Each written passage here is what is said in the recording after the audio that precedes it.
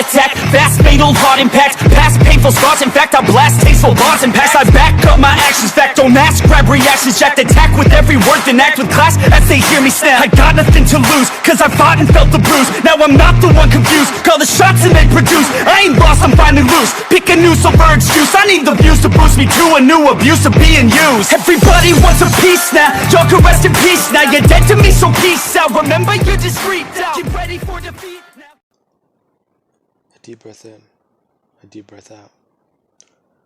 As someone takes aim, and they zero in on their target, simply just looking at it, before they fire.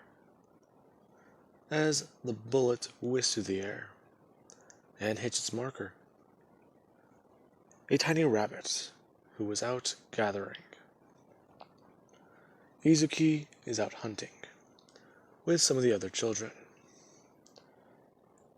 It was a hard couple of months, and to say that it was challenging would be putting it lightly. Now, everyone here, they are all military trained by the Russian government in warfare, weaponry, and tactics. Subconsciously, they all know these things and these skills. It's simply a matter of tapping into them and using them. That is their problem. Now, Ivan and a few of the other adults that were with her, and the other children, they stuck around for the harsher parts of the winter. One day, they woke up, and everyone was gone. In fact, the weirdest thing was, they were all conscious. They weren't in the back of their heads or in the veil process. Everyone's veil was broken. And, well, to say that this was something different would be an understatement. One of the doctors was able to make a convincing argument. Having to constantly reprogram and readjust certain things in their systems, simply just to put memories back into place or do anything like that, that eats up too much time in training each one of these children. And it takes their focus away from simply trying to do anything. Now, he was able to convince Department X that they should simply train the children properly, break the veil completely and implant memories at a later time. His argument was convincing, since there are records that show what happens when you do this too often. There are multiple accounts, however. Department X has been trying to rebirth this program ever since World War II. It was roughly somewhere over 100 years ago, possibly 2 or 3. There's not really an accurate, way to describe them. They've been trying to keep themselves secret for a long time. And so have their other branches. But there was enough information there to show this man was correct. He gathered it over the last 2 years, just to try and convince everyone that if they want to get murdered, they should keep doing what they're doing. Since, yikes. Now, Izuki does actually take the rabbit back to camp and begin to talk with everyone else, as she watches them get the fire started. It isn't snowing today. However, it might snow tomorrow. There are clouds rolling in, and everyone is actually talking and preparing certain things. There are certain skills others were taught more than, other people. So they've been trying to share the knowledge, and actually get past what they need to do. Izuki was taught more in hunting and gathering. However, she might not know what berries are edible. Someone can know that information, Someone can know how to start a fire. Someone can know how to create a bow and arrow. Yeah, there are multiple skills everyone does know. Izuki, she's somewhat tried learning from others while teaching them her skills. As they clean the animal and then get it into a soup. And everyone does eat later on into the day. Now, with that being said, they also do pack up their important gear. Anything that they cannot replace or carry, they simply leave. As they all start to hike and head into a certain direction. Their beacons are telling them to head to the mountain that is the furthest away. Walk in that direction, and they should all be fine. As everyone is simply talking about classes, and how they would much rather be there than here. A lot of people trying to discuss exactly what's going on here, and why this place, or why they're not even back at home. Over this amount of time, they've also talked about something about memories, them being fuzzy or feeling different. Some people do remember 2 events. Some remember 1 event, a mix of the 2. It's very odd. They don't know what to make of it. However, that thought is quickly interrupted whenever a pack of wolves quickly howl. And Izuki, she takes her gun and brings it up. As, out of instinct, she throws up her hands, and everyone around her does actually draw their weapons. Be it guns, knives, swords, close range weapons, throwing knives, or simple bows and arrows. Primitive but effective. Now, Izuki, her and the people with guns, all 6 of them, quickly move forwards. They are the most tactical and the most well trained. That is why they were given firearms.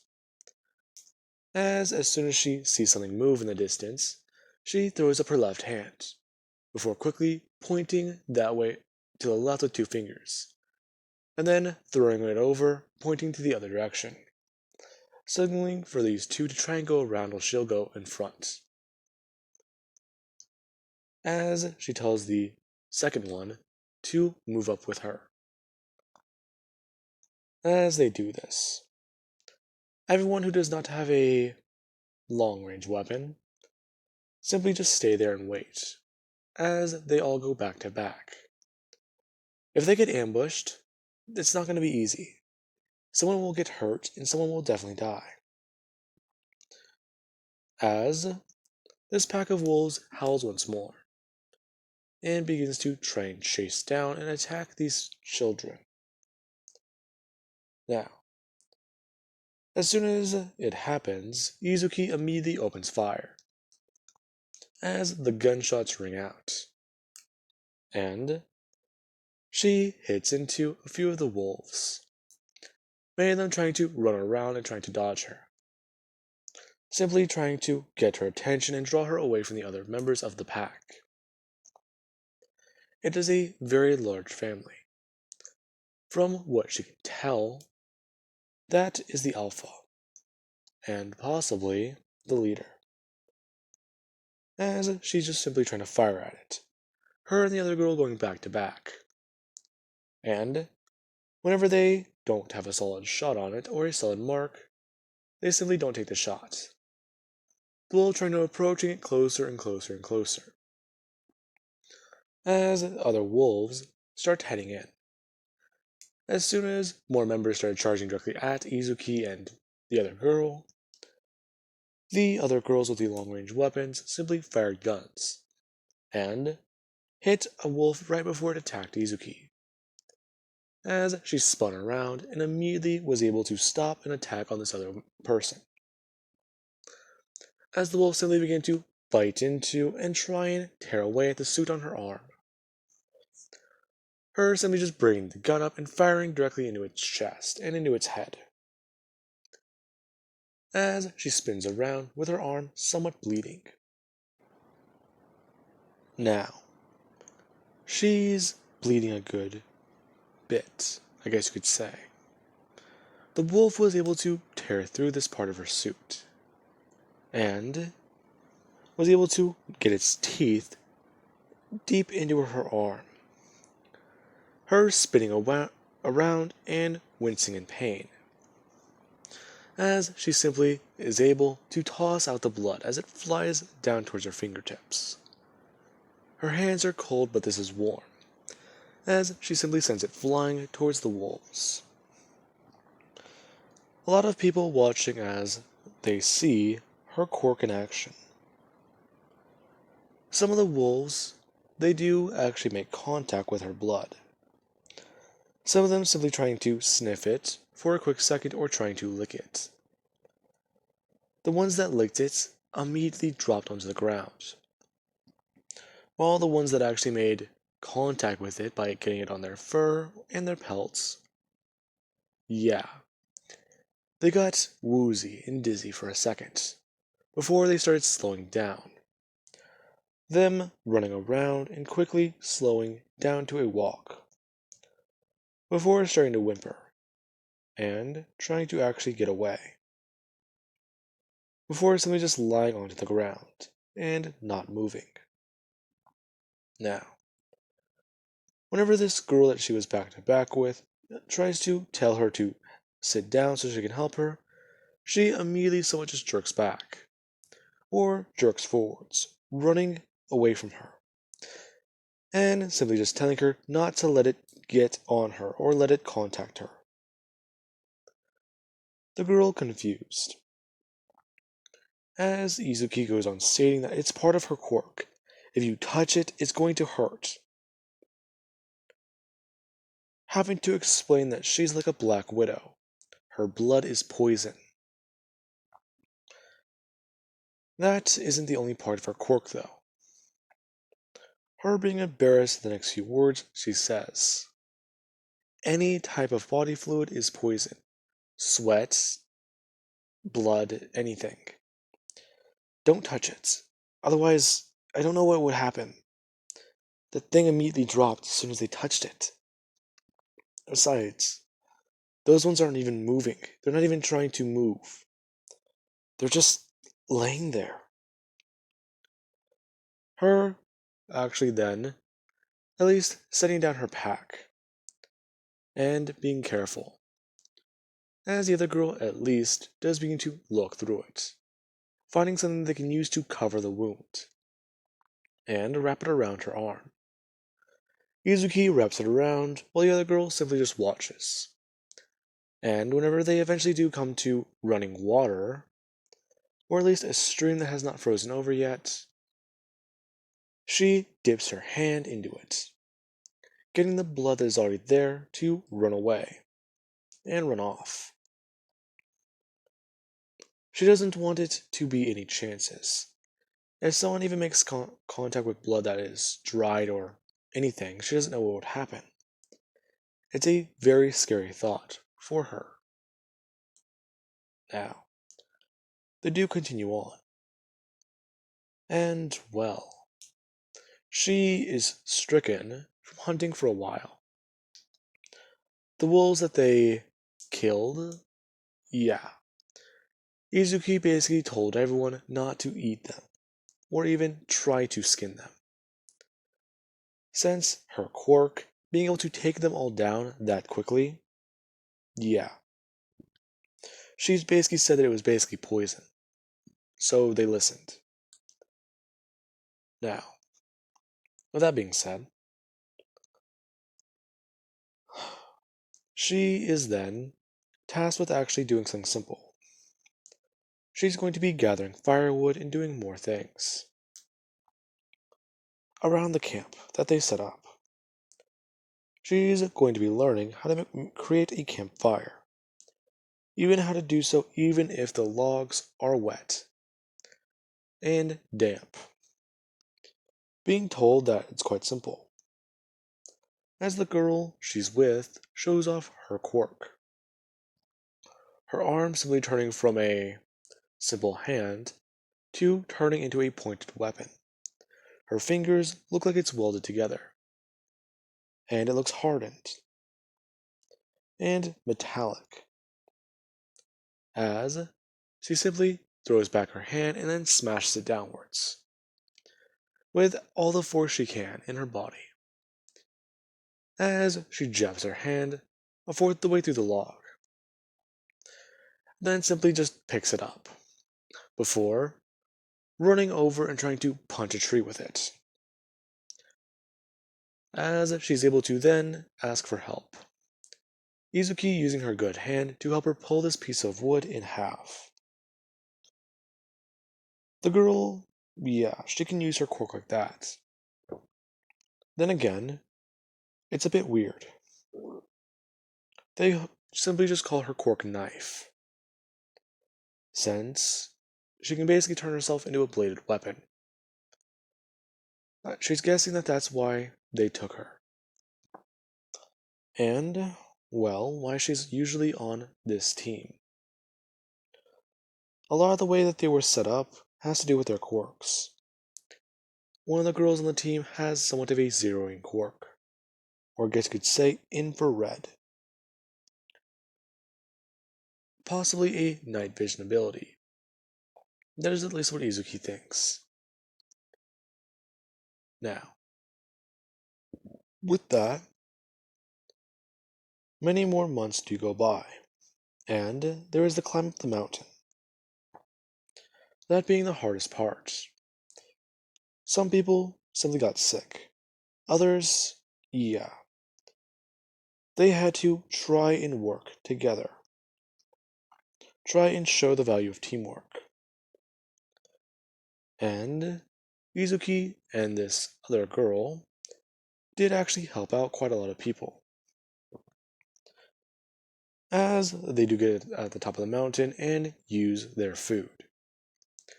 They aren't going to be able to hunt and gather quite a bit up here, so they have at least 3 days worth. And their beacon is telling them that it is another 2 days trip. So, they are all going to be perfectly fine, as they spend the next 3 days getting buddy-buddy with each other. A lot of them all talking and at least laughing at some of the stories they have to tell. Izuki actually opening up about what happened. All she really remembers is a crash, then waking up in the hospital. It was very bad, and a lot of the other girls do actually admit similar things. They were all in different accidents. One girl fell down the stairs whenever it was slippery, while the other one, yeah, she just remembers reading a book and something feeling dizzy, something like that. Some of them were simply taken in public, while others were set up into tragic accidents. People that went missing. It's weird and peculiar. Now, after climbing more, it has been a rough year. They've all had their birthdays, and they've all at least sang and tried to celebrate. It was a little fun. However, after having to try and survive and doing what you could really, it was a warm welcome whenever they saw their people arrive to pick them up, them being taken back to the facilities, and basically debriefed, as they talk about what happened. And the woman who was actually in charge of this operation, the one who talked to them all before one day before they left, simply looks at all of them, as they do all stand in front of her. This is their ballet teacher, and she simply goes on stating that they have all done well.